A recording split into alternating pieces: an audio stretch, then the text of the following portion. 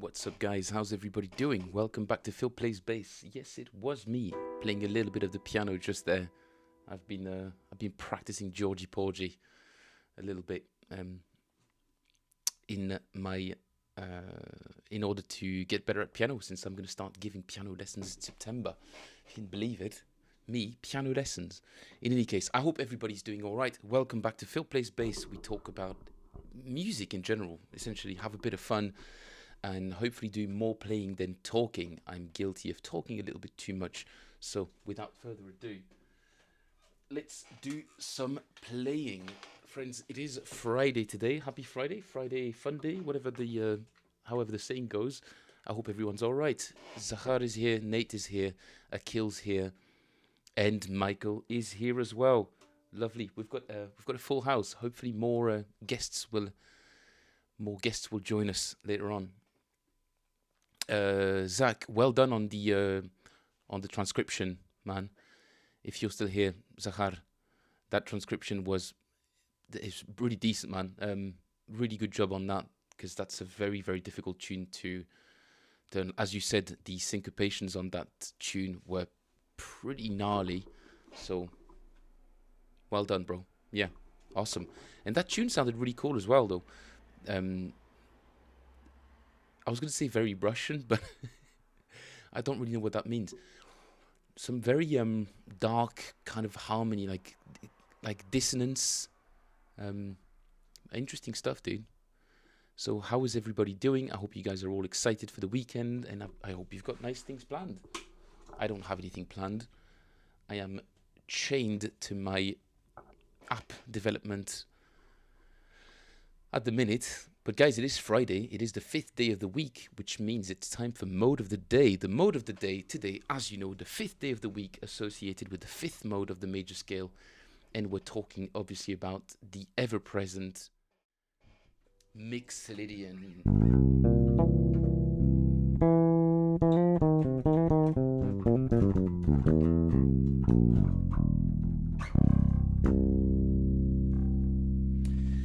Mixolydian is one of those modes. Well, essentially there's just that one and Lydian. It's just adjacent to the major scale. There's literally only one note that's different, and that is, let me just get rid of these silly little screens on there. There we go. Spotify can shrink a little bit if I can get a hold of it. There it is. Oh, you guys don't need to see the back of my computer screen. Okay, slightly better. Mixolydian. You guys know your major scale. 1, 2, 3, 4, 5, 6, 7, 1. Mixolydian, super easy. 1, 2, 3, 4, 5, 6, flat 7, 1. It is the blues mode. It is the blues mode. It has this quality of being kind of solid but wants to resolve all the time. So it's kind of a simmering mode. It keeps you in kind of wanting for resolution all the time, which is kind of, what the blues is. It's blues songs don't really have happy endings. They're just about the reality of life, and maybe that flat 7 is that. The world is okay. We do have a major third, but it is not perfect. Hence, maybe that major 7, that flat 7, might be a little bit of that. Why we associate this kind of unresolved yet optimistic human emotion to this mode. Could be that. It's a theory. I think we can leave that one to the musicologists. In any case, Friday, the blues mode, I think it's a pretty good association. I don't think many of the other ones do work. Lydian on Thursday, Ionian on Monday, the happy major mode on a Monday. I mean, to offer some counterweight to the fact that it's a Monday, probably might be a good thing. But Dorian Tuesday, I don't know. I don't really see them. But Friday, Mixolydian, 100%. That is just a perfect match for that. Let's skip the warm-up today, friends, because I have been doing a little bit of playing. Let's do a quick. Okay. I can hear the little voices in my head telling me, no, Phil, you need to warm up. And it's always a good thing to make sure that it's done. So, a leisurely 70 BPM. Logic is coming through, albeit a little quiet. Nate posted a couple of good bass lesson reels from the Stop Drop Rewind bassist in Discord. Was it the one you posted recently, Nate? Because I did have a look at it, and I'm happy to say that was what I heard, but also I wish I'd seen that video before, because that would have saved me a lot of time figuring it out. There's more. Oh boy. All right, we'll check it out in a minute, man. Michael has sent a very interesting suggestion as well that I have not yet listened to, so we'll discover that together. So 2 things lined up. Nate's a little update on the super interesting slap math rock riff from Stop Drop Rewind, and Michael's Mark Lettieri's baritone session that I'm quite excited about, because all the stuff that he puts out with the Fearless Flyers and all of that, I always really enjoy Mark Lettieri's output on socials and all of that. It's always some awesome ideas, and he's just a fantastic player. Altogether, let's do a quick little warm-up routine. If you're a beginner, make yourself at home, but also do mention it in the chat, because the exercise I'm about to do may not be quite adapted to your level of playing. So there's many other stepping stones towards getting there, and I'm happy to go through them if somebody's interested in that. Do let me know in the chat, guys. All right, you guys know this exercise, all right? Pretty simple position.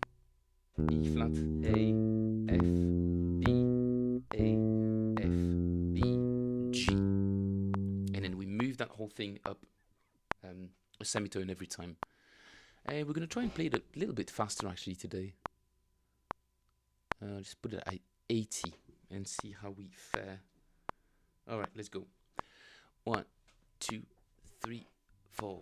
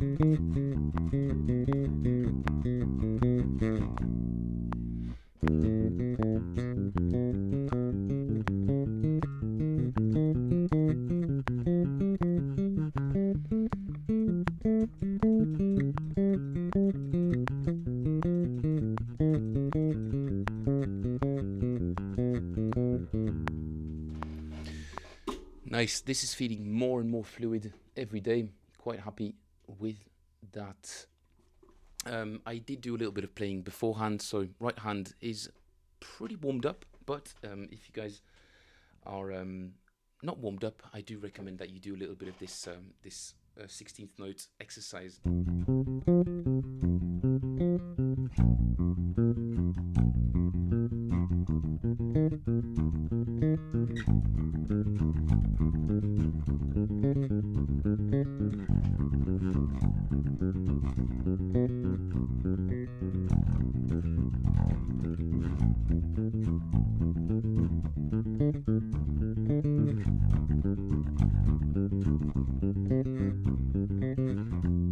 And we're back to F, and just like that, we went through all 12 keys of the all 12 keys. That's it, all 12 keys.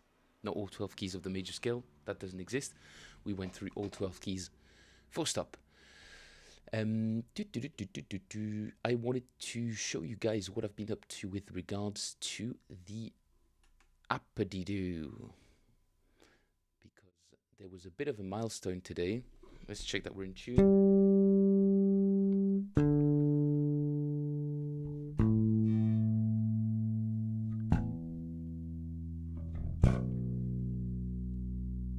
Yeah, B. B's always a little tricky. Yeah, let's call it. Yeah, it's fine. Yeah, okay. It's not a professional grade tuner just yet. It will be though, eventually. I fixed the activity bits. It's now accurate, displays your score, blah, blah, blah. There's loads of stats that I can derive from that already, so it's going to be super interesting. As you can tell, I've had to do a lot of testing today. A lot of testing. Oops, minus T. Oh, Jeffrey. Lucas Child, what's up? Play higher ground, lol. I'm happy to, man. I'll put that in the I can play higher ground, Lucas. Welcome. You subbed, and you're immediately. I like it. I like that. You're immediately demanding that I play something. It's good. You should be upfront, about what you want. It's a good quality to have. Lucas, welcome. Thanks for joining us. I will play higher ground in just a little while because there's a few things that are lined up that are in the pipeline already. But player stats are properly working now, but that's not the main addition. We're getting there, guys. We're getting there. So you can now practice fretboard knowledge with a metronome, but there's a nice little addition to it now. Watch this.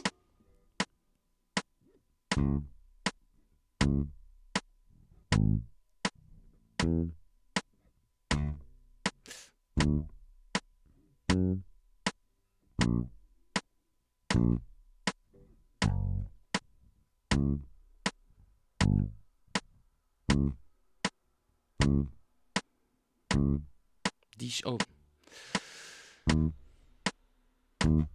come on.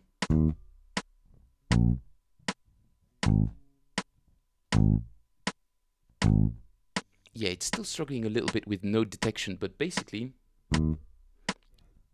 it is placing your playing on the grid and giving you a basic indication of what your rhythm is like. It's very, very like super minute, so the tolerance is very minimal, which means like you're off by like 10 milliseconds and it'll say wrong. So I need to calibrate that, but visually the element is there and it's working, so it's much better than late. I know, and once every 100 times just says on time, but like I said, that was just the basic mechanics were working.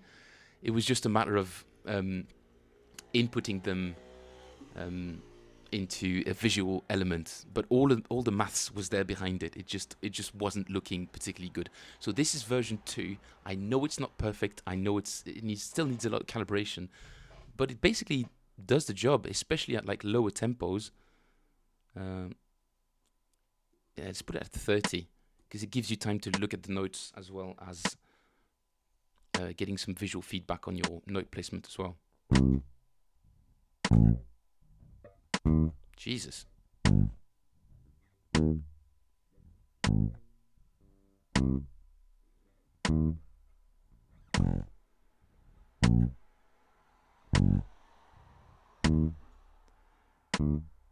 Yeah. And obviously there's going to be like some ding-a-lings and all sorts of bells and whistles when you get it like 100% right. There'll be streaks. There's going to be stats. There's going to be points. There's going to be a leaderboard. I need to figure out all the math behind it with the help of ChatGPT. ChatGPT will help me figure all of that out. But it's there for the taking now. I've essentially looped the loop. Now I just need to make it super entertaining and engrossing and addictive, which is, I realize now that I'm saying it, it's not the easiest thing to do. And it says here, just thicken those bars a bit. You think I should thicken the bars or make the display just a little bit taller? I am trying to make it better every day, man, for sure. And all suggestions are welcome. This version is not yet live because I still need to do a bit of calibrating. But by next week, it will be available for you to try, guys. And it will hopefully keep track of the statistics. And it'll put like a heat map of maybe, oh, you tend to be a little bit more, you tend to rush a little bit more, you tend to be a little bit more, blah, blah, blah. All these kinds of stats. It's going to be an interesting feedback for people to have. Was joke, thicken bars, easier to... Okay, gotcha. Yeah, I hear you. Yeah, I need to broaden the tolerance a little bit and make it a bit more lenient. Because, I mean, it depends. Maybe I should leave that up to the player as well. But then the points start making a little bit less sense. So it's a very fine line. You know, at the end of the day, we do want to improve. And we do want, like, a proper goal, something to aim towards. So, yeah, some tolerance, 100%. Or maybe just points. You know, the closer you are, the more points you get. I think that's probably the best way to approach that. Could do difficulty levels, yeah. But like easy, you know, if you stay on easy, you'll never really develop decent timing. But that's a good idea, man. Difficulty levels. Noob has thick bars, easier tolerances. Could do, man. Could do. That's a very cool idea. That's a good idea, man. I'll put that on the board.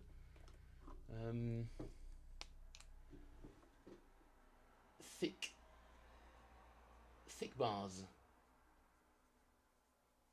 and difficulty question mark, so I can figure out how that can make sense. So that's a little update on the app. Moving on to different things. Michael, I hope you're here and you can hear us. Michael, I'd like to thank you very much for your contribution to the stream. Your financial contribution, really, really appreciate it. This will pay for a Suno subscription. As soon as I figure out whether or not this is an interesting thing for the stream, which I think it might be. You know, I just need to do a little bit more thinking on that. But Michael, from the bottom of my heart, thank you very much for your contribution. Really, really appreciate it. And if you guys do get any value at all from this and you can spare a couple of dollars, couple of quid, whatever, link in the description below. You can buy me a coffee. Anything at all helps. And first and foremost, give this stream a like because this also helps us. So, on to the playing. Michael wanted us to have a look at maybe leave straight bars for beginners, but for more proficient ones, do some paradiddles or some other rhythms. That is definitely one idea I'm considering as well, Zach. Patterns, although I might have to turn that into a whole different game. This one is more about fretboard knowledge, maybe combined with a bit of timekeeping. But if I do turn the timekeeping into, which I will eventually, into a whole other game, then there's so many other things that I can implement. We can start putting different rhythms, different practice levels for sure. And this is where maybe difficulty levels would become 100% useful, Nate. And Michael, yes, sir, you are more than welcome, more than worth it. I really appreciate that, Michael. Thank you very much. Your message was very heartfelt as well, and I really, really appreciate it, Mike. But not to worry at all. You know, we're all human beings, and sometimes we're a bit whimsical. You know, sometimes we're in a comedy mood, and it doesn't always translate on stream. But I never really take anything, You'd be hard pressed to see me take anything the wrong way or personally or anything like that. That's not really in my nature. I've been told that. I didn't particularly realize it, but people have said to me that you never hold any grudges, Phil. It's true. It's true. And now I'll make a point of it, of not taking things personally. Especially because, we misinterpret stuff so often in the world. We all need a bit more grace in our lives towards ourselves and each other. Mike, you wanted to hear something about Mark Lettieri. Mark Lettieri, a baritone session, volume 1, I think you mentioned. Do correct me if that's not the one, Mike. Was it a video or was it just an audio track? Deep the baritone sessions, bloody blue, bee boo bee. Just move this to the side.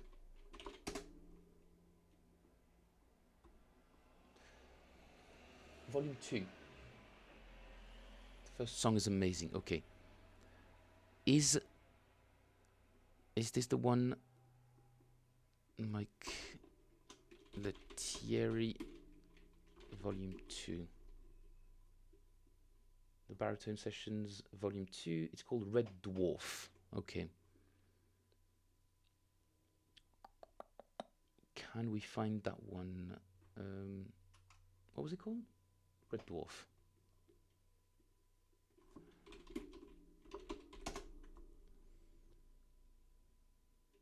Featuring Derek Bennett. Oh my god. Jeez, okay. Guys, brace for impact. This one's going to be heavy, I reckon.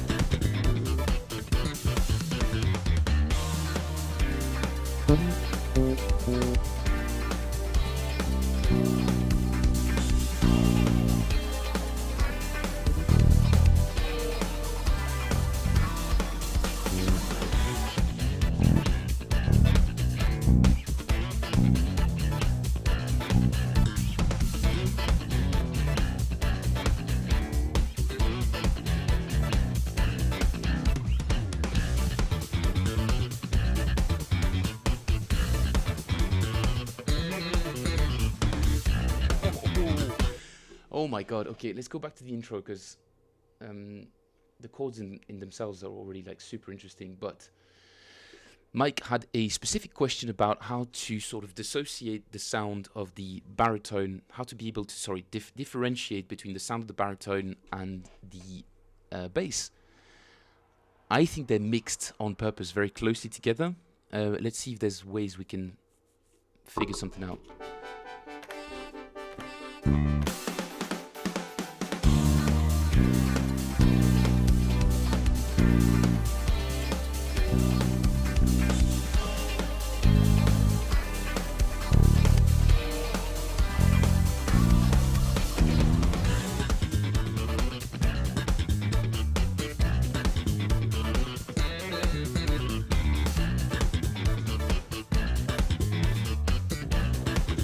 Thankfully, in this case, I think they mixed the baritone guitar panned both to the left and the right in probably two separate tracks or duplicate tracks, and the bass seems to me like it's right in the middle in the mix, like it's kind of just there, and the baritone, at least for this section, is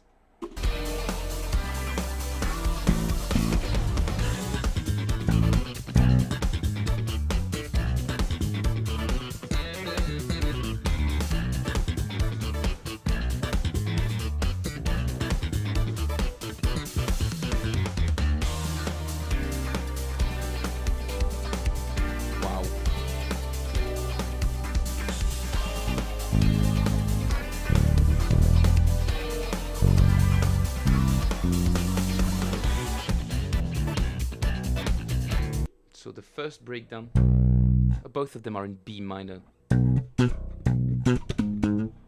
Yeah.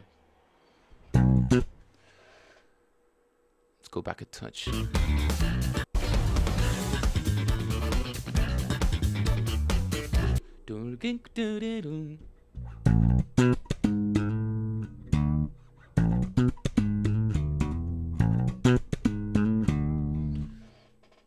I know, Mike, you probably didn't want me to dissect the whole thing.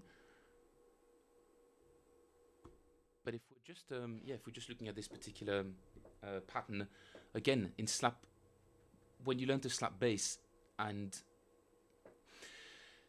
you're really learning different movement patterns, that pop, thumb, thumb, pop, pop, thumb, thumb, and various combinations of them, and going from one to the other is essentially the secret to improvising on slap, or being a bit more relaxed when you're slapping, and being able to get, take a left or a right turn whenever you feel like it in the bass line, and not having to stick to one particular pre-learned bass. Learning these patterns is really the key to improvising, essentially, with slap bass. And that's a really, really foundational pattern, this one is.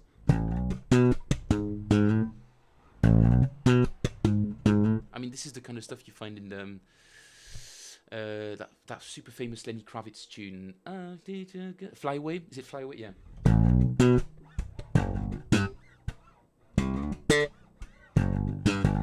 You know the one. I'm not playing the right notes, but that's, and doing that sort of natural 6 to flat 7 thing. Very, very common pattern as well.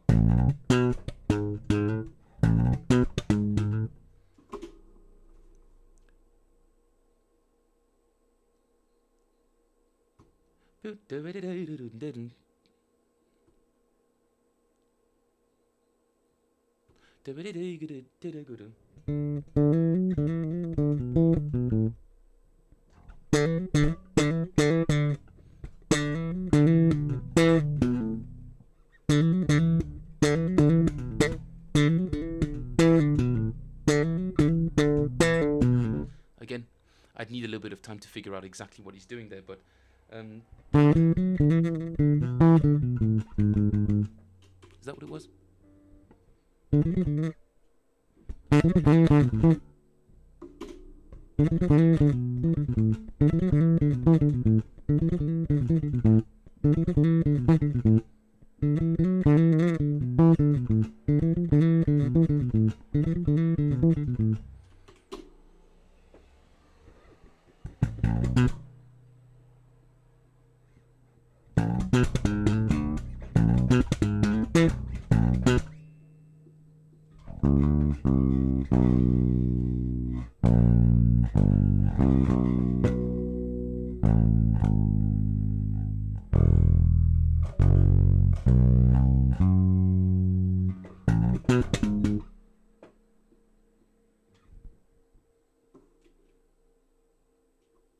For instance, here I'm hearing the bass doing some 8 notes.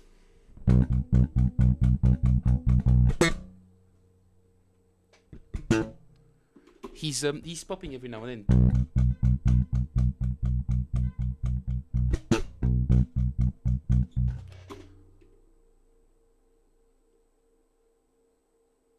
But I'm not hearing him in unison with the guitar line on this. If you guys can hear it, do let me know, because maybe there's several bass tracks. I think it's...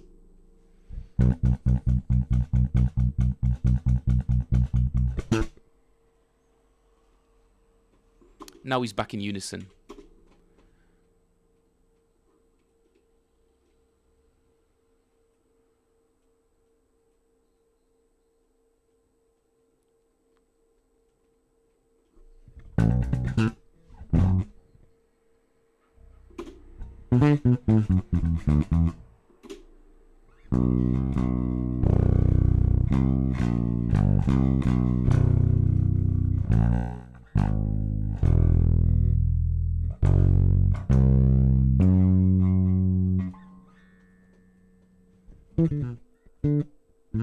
Oh.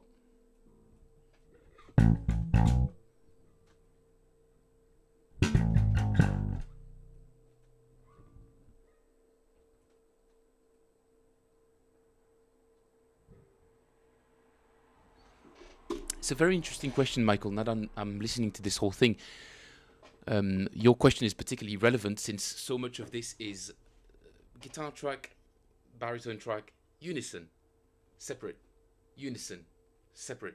So it's a very good exercise to try and figure out when they are in unison and when they're not. Especially with a duo with a baritone guitar like that. So altogether, great suggestion, Mike. And this is going to go into the basket of tunes because I'm going to transcribe it. And I like it very much. If we have a bit more time near the end, we'll come back to that and have a proper look at the different sections. Nate, sorry, catching up on the comments, guys. My bad. Snarky Puppy Guy, this guy is so good indeed, and he's got on this tune Justin Stanton, who's also from Snarky Puppy. He's a multi-instrumentalist, trumpet, keys, and maybe plays another couple of instruments, possibly. I think the bassist does double thumbing on this song. He does, yeah. That section that we just listened to.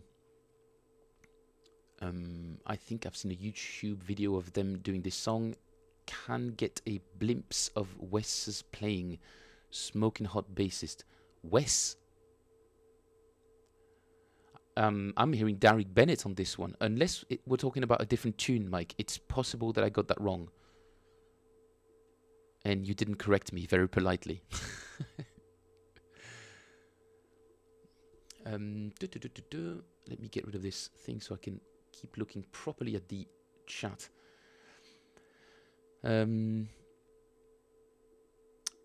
Mike says, oh, that's brilliant. Looking forward to the bass in the stereo mic. I don't know if the bass, I don't think the bass is stereo on this one. Like Zach says, it is, however, mixed as in one particular spot. It sits in one particular spot in the mix.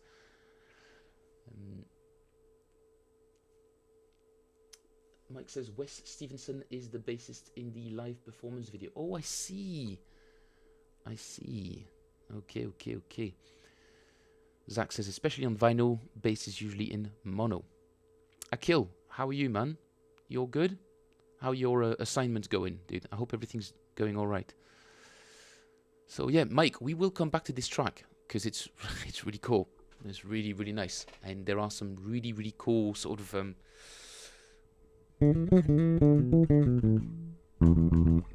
or whatever the note was, very cool little bluesy pentatonic patterns in there that it's always nice to have. It's just ammunition, really. They're really good sort of solo fodder. You don't really know what to do, you can always rely on a little bit of a pentatonic line to sort of start you off, give you a little bit of confidence. So it's a nice one to have in the bag, that kind of stuff. Hell yeah, but this C is messing with my brain crazy good. Too much to process for a 15-year-old. No doubt, dude. It's difficult learning to program, but no doubt that you can learn it, for sure. Although it's not an easy first language to learn. You know, people usually go with Python because it's a bit more approachable.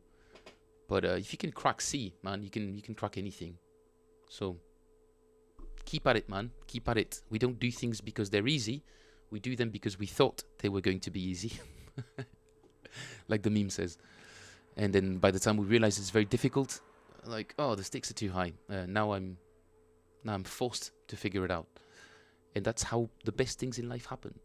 You find yourself way in over your head, and then you realize that actually you can figure it out. Just like picking a really hard bass line to transcribe, or a really hard solo, anything to transcribe.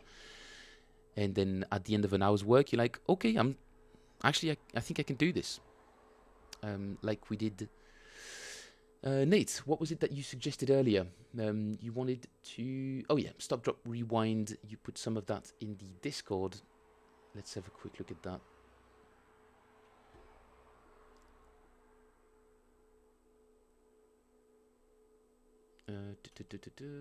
Let's go back to the web screen. Nate says 15k lines of code, one mistake, it all breaks. All to send a command to a DOT matrix printer to print a smiley face. Is that something you've done recently? at your job on company money, Nate? Really? I keep counting in that time signature change is crazy. What is it? Is it halftime? You keep counting, and the time signature change is crazy. What is it? Yes, this is one I've been super stoked to talk about. Honestly, I thought that the guys were never going to go for this bass line on the record at all. I was like, guys, do you want to put this on the record? And I was like...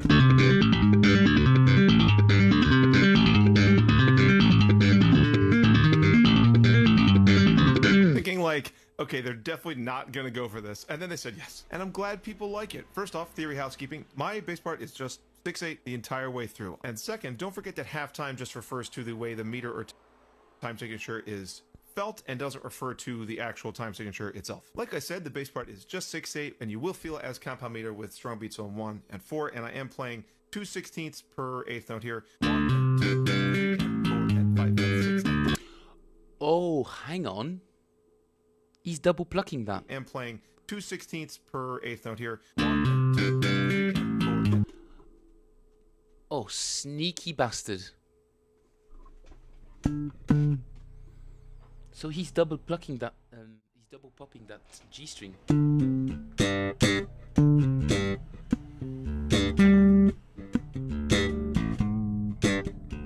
Oh, no way, dude. That's a whole other technique I've never learned. The double pop.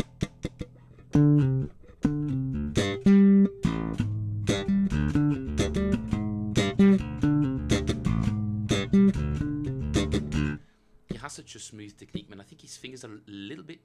He makes them a bit floppy. If you look at it closely. They're just a little... The last phalanx, the last tip of his finger is actually just... It's not really popping. No, it's not like a hard proper funk pop. It's more of a brush against it, nearly. It is a pop. It sounds like a pop, but his technique makes it look like it allows him to maybe put less tension in it and a bit less force, I reckon. Oh, that means I've got to change my whole approach to this. Oh, dude, that's mental. Because I was getting pretty close with just the pull-offs and hammer-ons.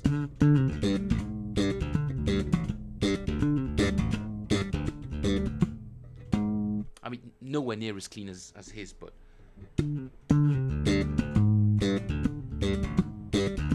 But if he's double popping that, well, that's a whole other kettle of fish, man. Where am I gonna find the time to learn that, eh? Okay, let's have a look at the other one. Thanks for sharing, though, Nate. I'm only joking, dude. I love that. I wish we'd had access to this video when we were learning the line, because that would have helped. Where are we? Mark Hoppus. He's from... Is it Green Day? Mark Hoppus? No, that's Mike Dirnt. Mark Hoppus is Blink-182? I bet we're all familiar with the Mark Hoppus double stop fist thing that he does. Like a lot. But today I want to talk about ways you can turn it into an exercise to incorporate in your own playing and really open up that sound for yourself. Keep watching, though. He does a change. Oh, he does. My bad. Okay, let's go back to that one. That's where I play some duples, a 2/3, nothing crazy. When the G7 chord happens, I play B flat, B natural, and then I expand on that duple by grouping it into the 3/16. Do them the first time on the E minor chord on the B and the A, and then the 4 walking down from B.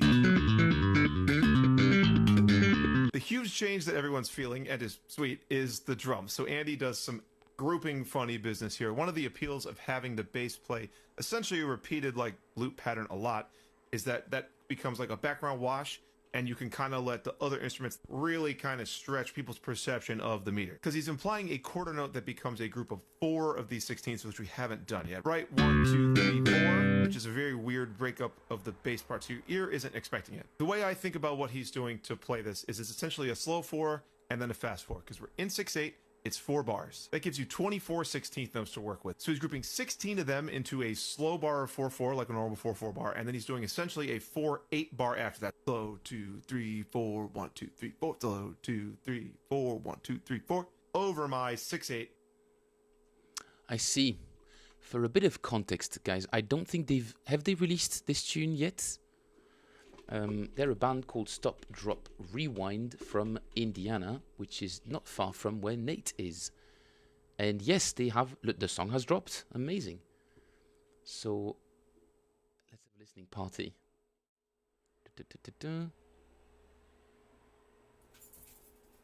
Spotify, yeah.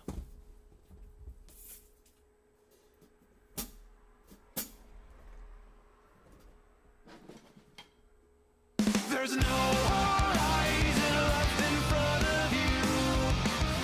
Last light leave and see the shadows stop retreating. If you close your eyes, you'll see the future too. Perfect view. Last light leave and see the shadows stop retreating.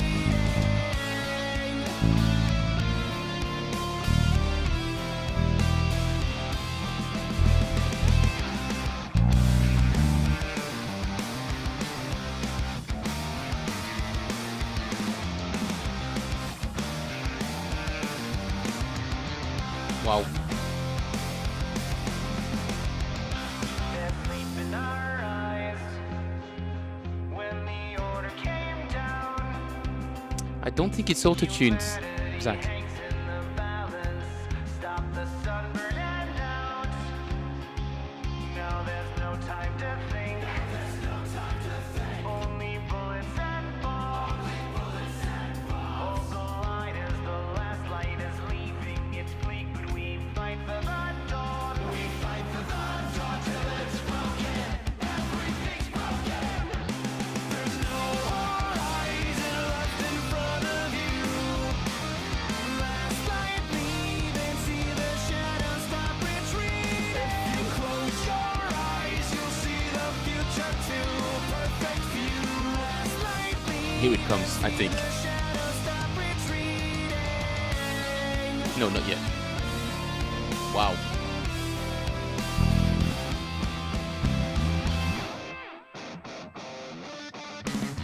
Your every step is as light as the air. The last thing I see or remember. Sunlight drips off the leaves in your hair because dark days are waiting for us. Do you recall when our biggest fear was the rain cloud forming in the distance? As you walk towards me, it all disappears in the shadows. Dark days are waiting for Okay. us. Dark days are waiting for us. And the next 8 minutes passed like a million years and I blinked and it was over. But this is still the best day of my life. This is still the best day of my life. All the light I need is you as my wife on dark days. There's no horizon left in front. It should be here. Last light leave and see the shadows stop retreating. If you close your eyes, you'll see the future too. Perfect view. Last light leave and see the shadows stop retreating. It is now day 512 of the eternal eclipse. Humanity has known darkness for almost 2 years. The moon has become our warden, locked in a ceaseless position between Earth and the sun, casting us into shadow. The light in Wow. every corner of the bright of every morning is now a distant memory. Different kinds of myths we tell our children about the golden orb that once bathed us in warmth. I record this not as a warning, for there is no one left to warn, but as a testament to the madness of it all. We never imagined the future without the sun. We never thought it could simply vanish, taken from us by the rain once cherished. And yet, here we are. The light is gone.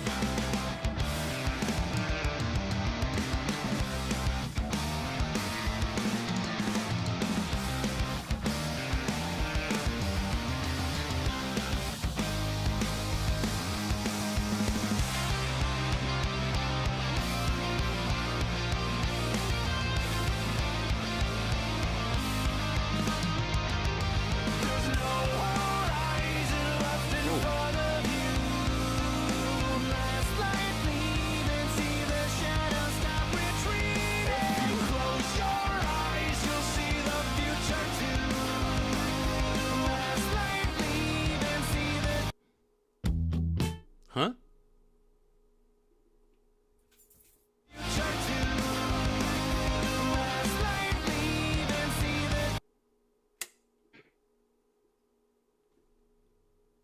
That's the end of the song.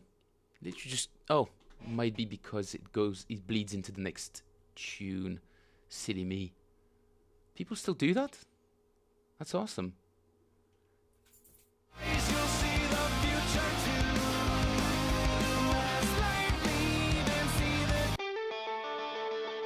Nope, never mind. It doesn't. That's just the end of the tune. Just cut. We're done with this. Moving on. Never mind. What a very odd artistic choice. Did not expect that at all. But wow. The reason I wanted to listen to this tune in full is because Nate got me pretty excited with this riff. I was like, where is this band coming from? Dude, that's just. It was such an original sound, original bass line. And then, yes, Mike, the bass player is also the lead vocalist. I think they all do backing vocals, but I've seen a couple of videos of them live on YouTube, whatever I could sort of find. Nate, did you actually see them live as well? Being from Indiana, surely they're touring your area. But they're very, very cool. He is indeed incredible. Curse my sound engineering professor for making me notice things like that. Oh, man. But it's kind of it's a type of music, like this kind of American punk stuff. The guys take their vocals really, really seriously. Like super seriously, like The Funeral for a Friend's Fall Out Boy type of stuff. Yeah, they might do some touch-ups with Melodyne in the studio, but really, really minute stuff, because I think these guys take a lot of pride in being able to reproduce what they do on their albums and being able to do it live.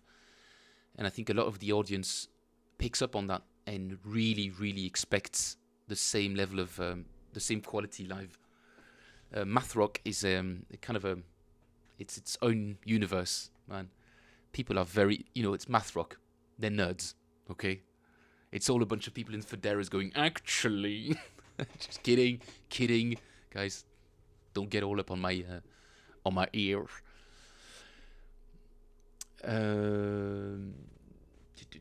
They've got videos of them doing the vocal practice. I did see some of them as well, Nate. I didn't stalk them as much as you did. You seem like your fandom predates mine.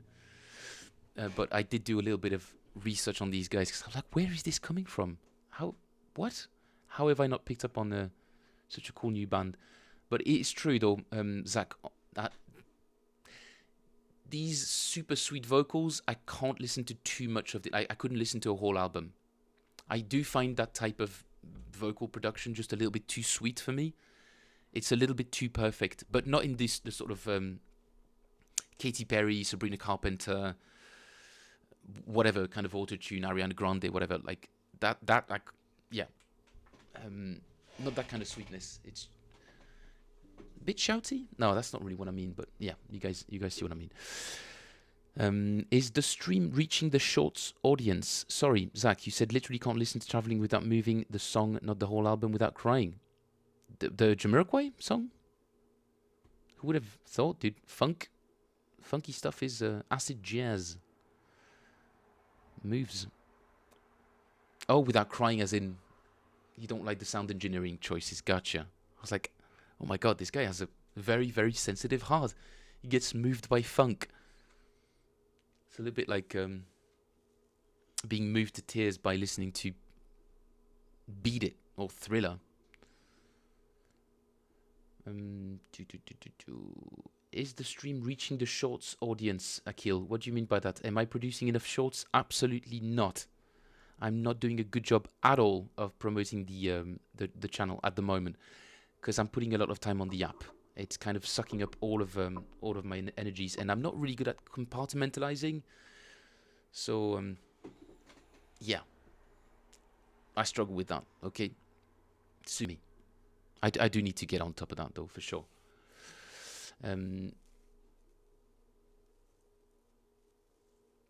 Zach, that's bullshit. They just do something that sounds cool, and only after that they come up with an explanation. What do you mean? What are you referring to? Mike, I just looked over at my laptop and YouTube playing out for Vinton Garcia live bass solo at 2:30. Holy moly. Check out second reel, the exercise, very interesting. Oh yeah. Let's check out that second reel.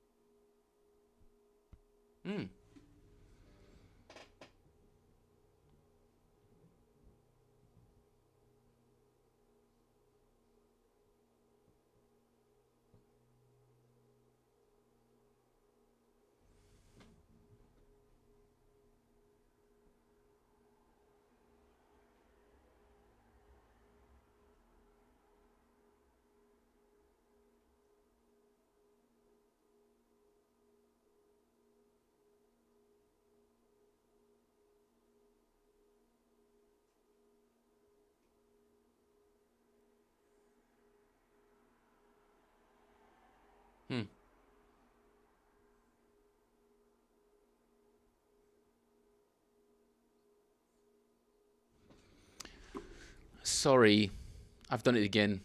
I'm sorry, guys. I was just literally staring blankly into nothing for about 2 minutes. But yeah, the guy's talking about how important it is to... Sorry, I'm embarrassed. I've done it again. I was watching the second reel, Nate. Apologies. But what is he essentially talking about? Briefly, we don't need to see this. An interesting string skipping exercise. You're playing 16th notes. 3, 4, 1, 2, 3, 4, and then you're going to accentuate either the 2 or the 3 or the 4 by playing a fifth above. So 1, 1, 1, 2, 1, 2, 3, 4, 1, 2, 3, 4, 1, 2, 3, 4, 1, 2, 3, 4, and then 3, 1, 2, 3, 4, 1, 2, 3, 4, 1, 2, 3, 4, 1, 2, 3, 4, and then the 4, 1, 2, 3, 4, 1, 2, 3, 4, 1, 2, 3, 4. And then he talks about how important it is to know what the underlying harmony is on a track, so that you can expand your options, your note options, and have, essentially just expand your universe to more than just the root notes. I love stretching out like this. Did back today at the gym as well, so I'm a little bit sore. But yeah, cool little short, punchy little exercises. I like it. Mike, do you want us to check out this Vincent Garcia thing out for blah blah blah? Let's go check it out. Mike, it's the second reel link I posted in the Discord. Yes, apologies. I was again looking at the video on my own. It's a very, very embarrassing thing to realize that you've literally just been sat in silence. Well, from your perspective, I've just been sat in silence for a minute, just looking, like nodding along at nothing. Must have been interesting. Mike, you need to check out Discord. Alt 4. Oh, apparently I've already checked out this video. 4 minutes long. Okay, solo is at, Mike says, 2:30. Let's jump straight to the bass solo.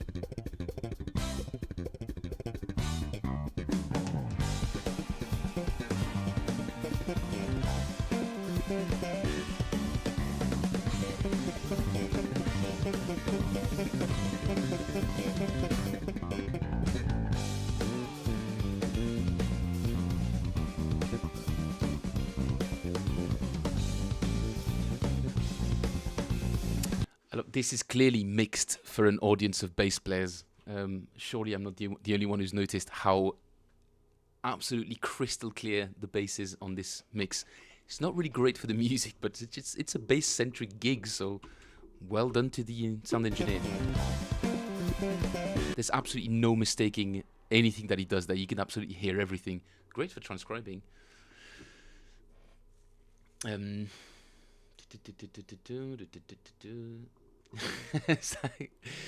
Zach with another one of his black and white opinions, but I mean, it's good for us, dude. I would have liked that, that intro that you practiced, that changing seasons. If the bass was mixed a little bit higher, that would have facilitated the transcription, but it wouldn't have sounded embedded in the track. No, dude, I don't disagree. That it's so obvious that I even noticed it myself when he goes back to the.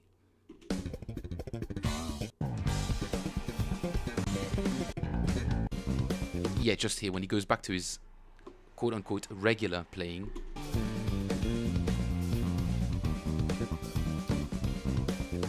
That literally sounds like the mix I would have in my ears if I was doing that gig as a bass player.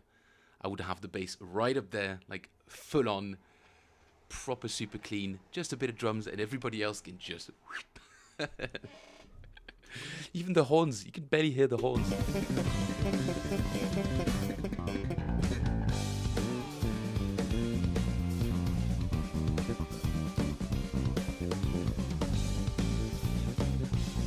Yeah, literally sounds like the live mix, the exact live mix that he probably has in his ears.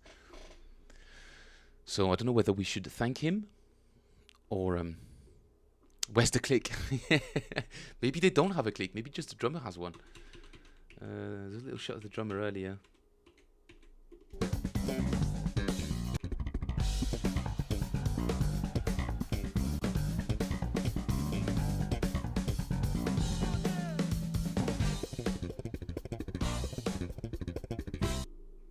Yeah, definitely click track for sure. He's got his. Yeah, that's definitely a click track. He's got his little mixing table next to him. 100% click track for sure. Not that it's a bad thing, especially if the guy. I mean, this is quite a technical thing to do, to play all of these slappy triplets.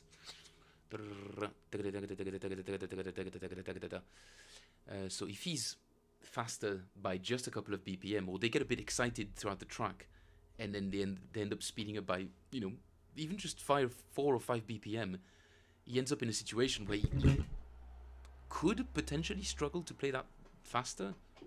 Maybe just a safeguard, but I'm just riffing here. Yeah, we're getting the IEM feed, is essentially what I was trying to say, Nate. Thank you for putting the actual correct words on that.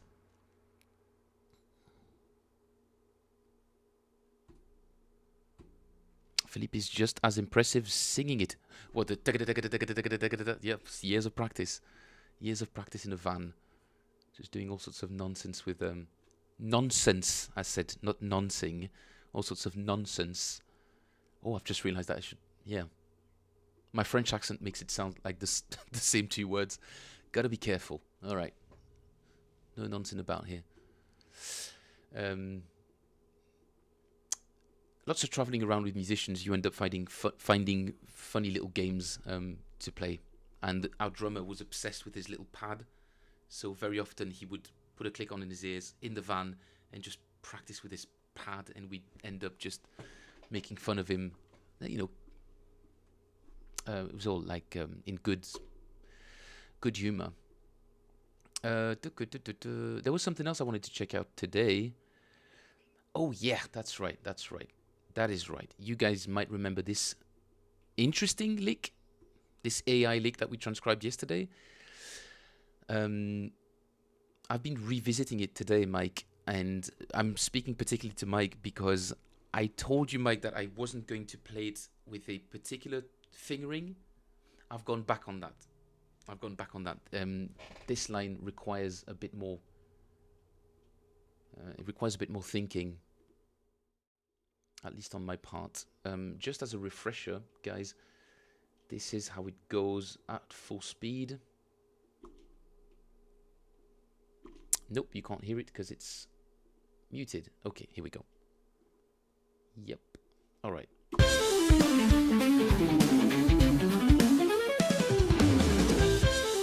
So this is AI.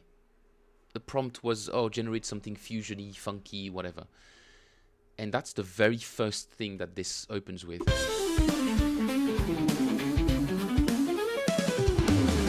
Which is like this Mike Stern type of fiery guitar lick.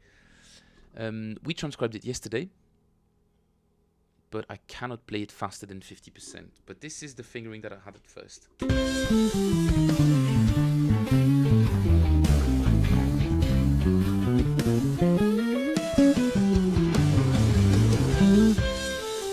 Basically.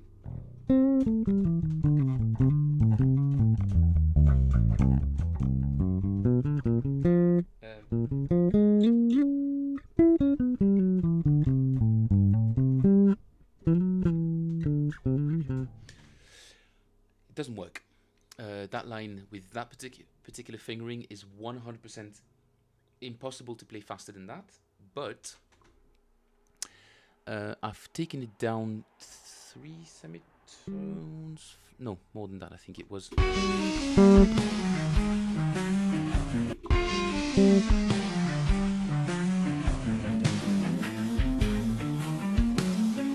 Sorry, I'm fiddling around with the. I put it in G, so that's 6 semitones down. Is it? Or 7? What am I doing? 5. Let's go.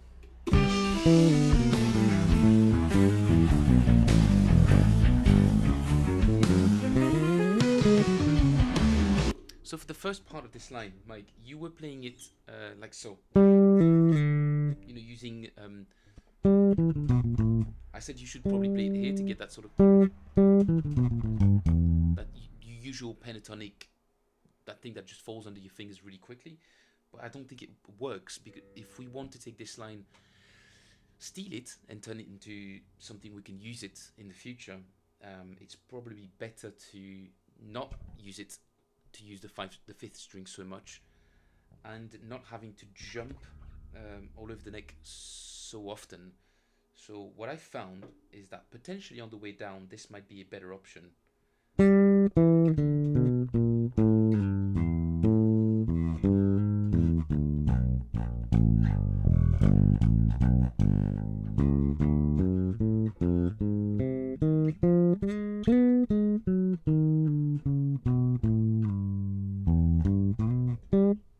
So starting with the pinky finger, down the minor third, down a tone,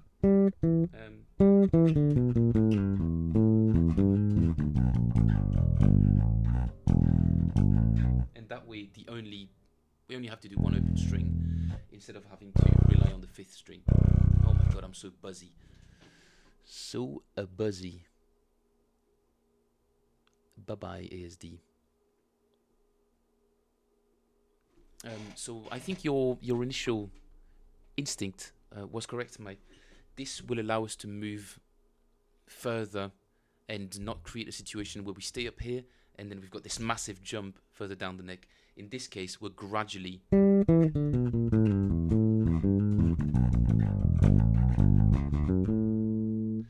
now I've got to figure out what to do in order to get all the way back here. I'm here with my pinky finger here, and I've got to go all the way back there. So that's an interesting. Some more thinking needs to be done when it comes to that.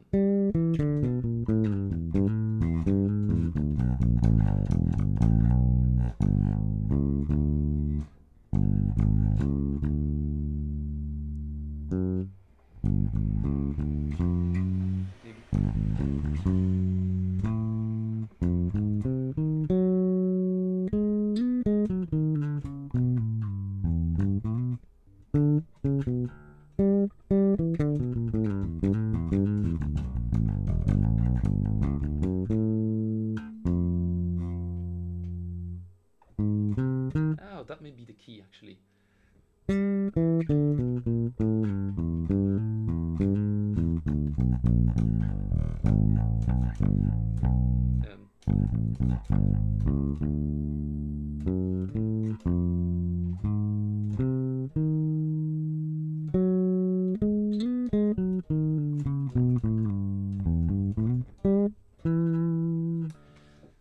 So that's basically what I spend some of my time doing as well, is when I find a line I really like, adapting it to the bass. The process of that is usually, it's just iteration and really trying to figure out ways in your fingering that will allow you to move more smoothly.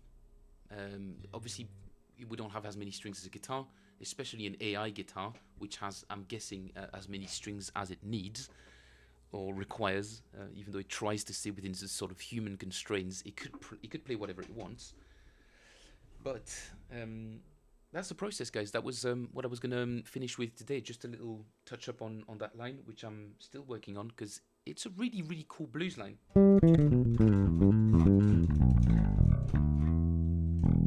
Even if just that, you know.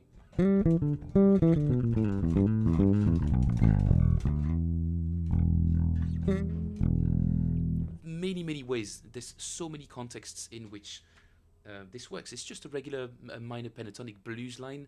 Not even minor. It's just a blues line. So it sort of swings both ways. So it's usable in any kind of context. And because it's pentatonic, it kind of just brings it home for people. So if you just play some blah, blah, blah, blah, blah, blah, and then people are like, yeah, I recognize this. This is a pentatonic. Everybody, yeah, I know pentatonic. Yeah, we're home. We're home. America. Mixolydian. Mixolydian. I'm gonna have to figure out a way to go back up though.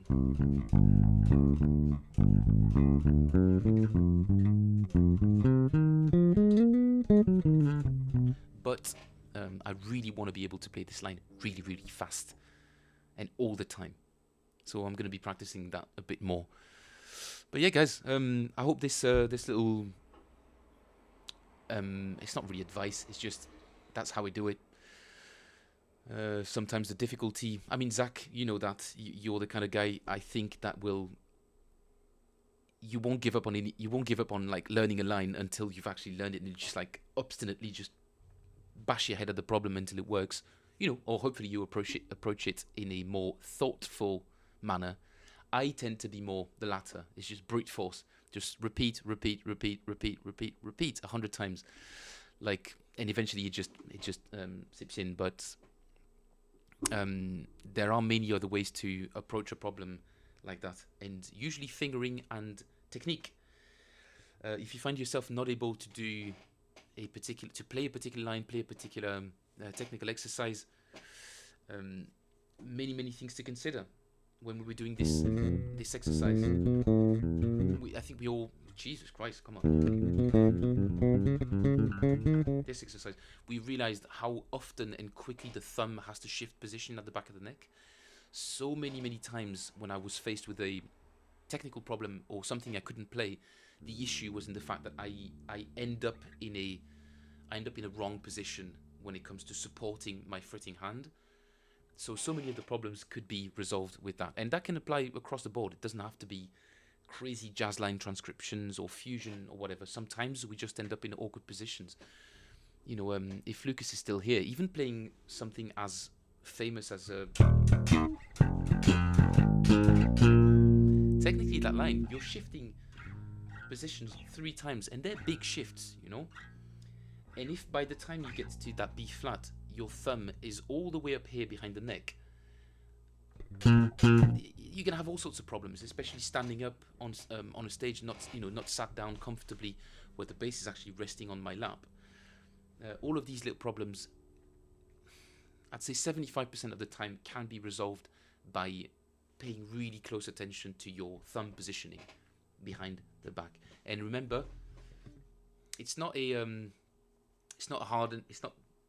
the be all end all rule of bass playing. The space between the crease between your fingers and your neck, usually it's not very good when it's like this.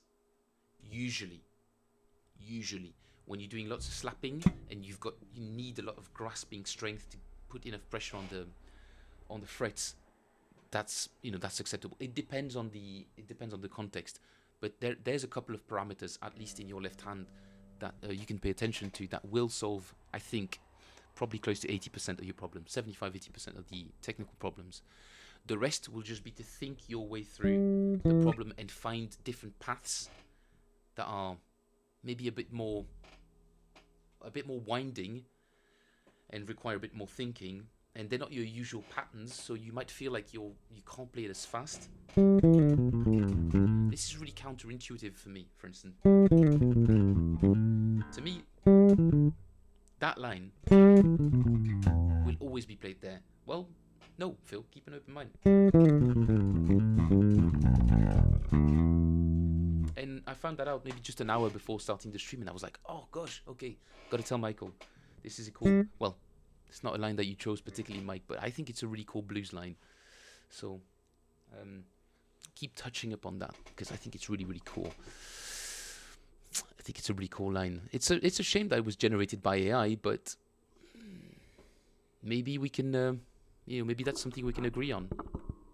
Wherever the ideas come from, some people listen to birds and animals, the sounds of nature. A ping pong ball that just bounces off a table will make a particular kind of rhythm. Da, da, da, da, da, da, da. If you know, if you've seen the meme. Famously,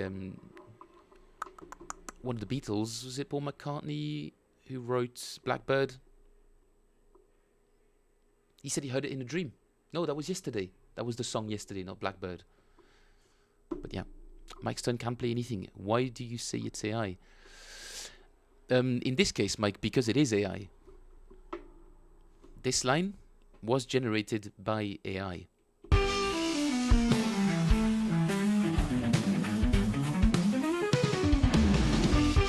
I'm sad to say this is not real human music. This was generated by Suno. Maybe you weren't... I think you missed that first part, possibly, Michael, yesterday when we were talking about all of that. There's this platform called Suno, and you just literally just type in whatever you want in the prompt box, and you've got access to, a free tier that will allow you to generate a bunch of tunes. It's not mood swings. It is not mood swings. No. It did make me think of mood swings, which is why I played it. But it's not actually human music, Michael. I promise you, this is this one. It was generated here.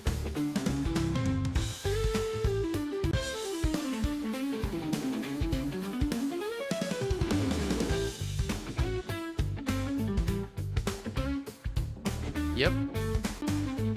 And there was another one that was really, really funky that we played together as well.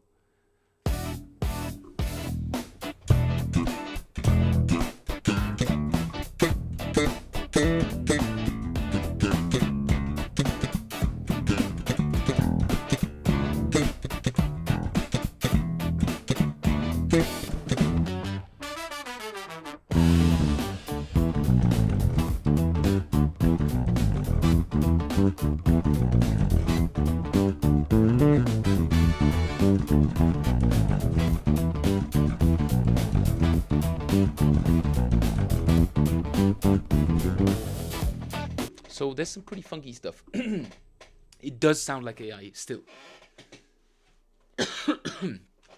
Sorry.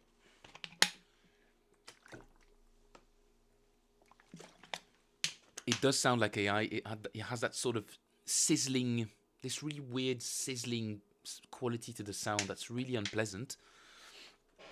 But in terms of generating random musical ideas, you can do that, or you can code a program that will just put a random set of notes together. Do you know what I mean? It's programming. You're helping. You're finding different ways to find ideas. We're just one step removed from the idea. But I don't find it particularly different to just hitting random notes on the piano and hearing a pattern. On hearing some just a random set of noises in nature. And be like, oh, what an interesting rhythm. it's what you make of it, you know. I wouldn't put it out as my music, you know, but if I hear an interesting idea, why not, you know, do a bit of producing around an interesting AI idea. Ethical concerns, possibly. I haven't really thought about, I mean, the implications of AI. Obviously that's a topic for many conferences for experts that are it's way above my pay grade. But finding musical ideas, I don't know if I feel terrible about that.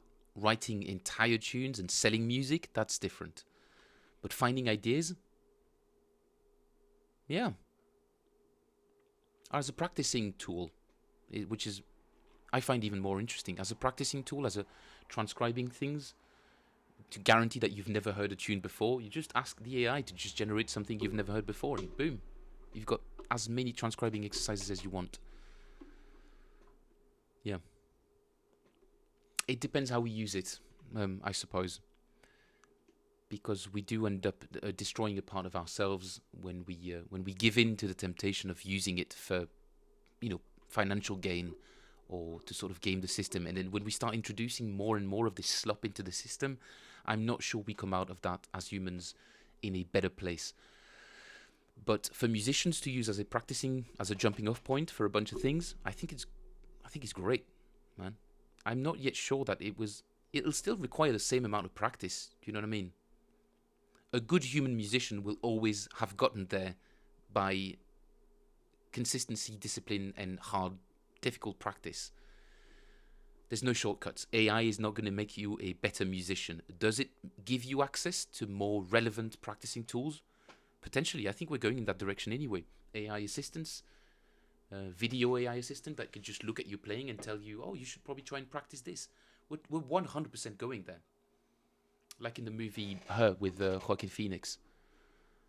I think this is the future. In 10-15 years, we'll have these video AI assistants that will give us all the advice we could possibly want on how to practice. But you do still have to practice. You still do have to learn whatever the AI is telling you to learn. It can help you learn your modes. You know, like a perfect helping companion. It'll help you memorize your modes, memorize your fretboard, for sure. But the practice still has to be done by you. And people will still recognize the value of human music. Oh, wait, that was my soapbox moment, guys. I will... Sorry, I hope I didn't bore everyone to death with this this whole thing. But I think these are all interesting conversations to have, for sure. And there I was, again, talking instead of playing. But I'm going to town tonight. Going to watch some live music, speaking of which. So I'm going to eat and go out. Friends, thank you very much for joining me today. I hope you had a good time. If you did, would you kindly consider giving this live stream a thumbs up? So thank you very much for your presence all. Nate, Michael, Jeffrey, Zachar, or Zach. I don't know which one you prefer, dude. Do let me know if you have a preference. But thank you all. Michael, again, thank you for your contribution. Nate, thank you for sending all of these interesting videos, dude. I'm glad we can stay on top of the developments when it comes to stop, drop, rewind, because that baseline would have driven me insane if I didn't know for sure what exactly was going on. Now I do, and I'm horrified. I'm horrified that I'm going to have to learn how to do the double pop. But what a great opportunity, you know. There's a riff I like and some technique in there that I just haven't spent any time doing. So thanks for the opportunity, man. Really appreciate that. Friends, I wish you all a lovely, lovely weekend. I'm not sure if I'll be here tomorrow. Might be another guerrilla stream. Depends how crazy we go tonight and if I meet the interesting musicians that I'm supposed to meet tonight. It could turn into something interesting. So, without further ado, friends, have a lovely weekend. I will see you all very soon. I'll keep you posted. And you can always find me in the Discord. Link in the description below. Have a lovely weekend, guys. This has been Phil Plays Bass for 1 hour and 21 minutes. Not too bad. Not too bad. Take care. Akil, Zach, Mike, Jeffrey, friends. Toodles.